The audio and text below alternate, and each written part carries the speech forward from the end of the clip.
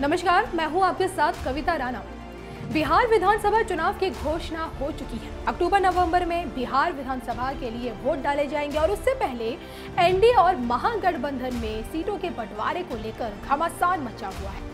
महागठबंधन के मुकेश साहनी ने जहां सीटों को लेकर प्रेस कॉन्फ्रेंस के बीच में ही महागठबंधन तोड़ दिया, तो वहीं एनडीए में भी सीट बंटवारे को लेकर बवाल मचा हुआ है। महागठबंधन के सीटों के बंटवारे के बाद एनडीए ने भी सीटों का बंटवारा तय कर दिया है। सूत्रों के मुताबिक बिहार में जेडीयू और बीजेपी आधी आधी सीटों पर चुनाव लड़ेंगे। विधानसभा के 243 सीटों में जेडीयू और भाजपा 119 सीट पर अपने प्रत्याशी उतारेंगे और बाकी बची 5 सीटों को जीतन राम मांझी की हम के लिए छोड़ दिया गया है। जबकि एनडीए की पुरानी सहयोगी रही एलजेपी को इस सीट शेयरिंग से बाहर रखा गया है और खबरों के मुताबिक सीट बंटवारे को लेकर बीजेपी और जेडीयू में करीब 5 घंटे तक मीटिंग चली और इस बैठक में बीजेपी की तरफ से देवेंद्र फडणवीस, भूपेंद्र यादव और संजय जायसवाल भी थे। वहीं जेडीयू की तरफ से ललन सिंह, आरसीपी सिंह और विजेंद्र यादव थे और दोनों तरफ से एक एक सीट पर चर्चा हुई और उसके बाद आधी आधी सीट पर दोनों दलों में सहमति बन गई।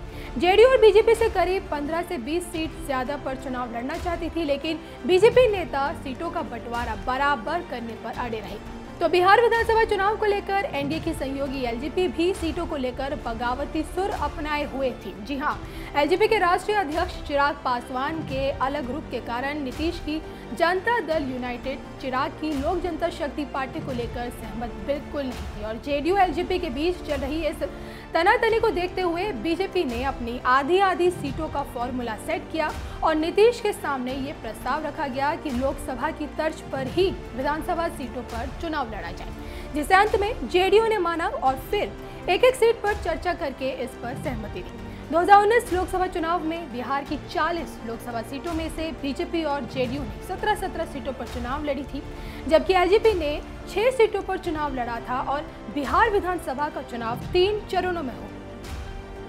तो आपको बता दें कि पहले चरण की वोटिंग 28 अक्टूबर को है, दूसरी चरण की 3 नवंबर और तीसरे चरण की वोटिंग 7 नवंबर को होगी, जबकि 10 नवंबर को वोटों की गिनती होगी।